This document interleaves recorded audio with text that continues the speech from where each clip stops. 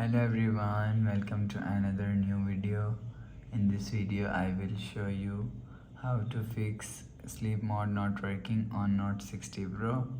Let's start the video if you want to fix this problem. So first of all, go to app library. Here click on settings app.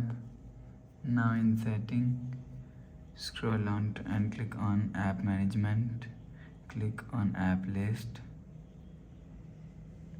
click on clock and storage and cache if you want to fix this problem. So clear cache clock app. After clear cache, go back to home screen. You will see your problem is solved. But if it not solved, so restart device. Just click and hold side power button. Click on this restart icon. Again tap on this restart icon and enter phone pin. You will see your problem is solved. But if it not solved, if you want to fix this problem, go to app library.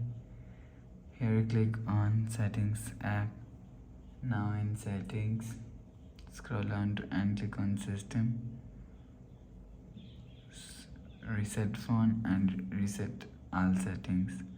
Click on reset, enter phone pin, click on this icon. You will see your problem is solved. So you will check your problem is solved.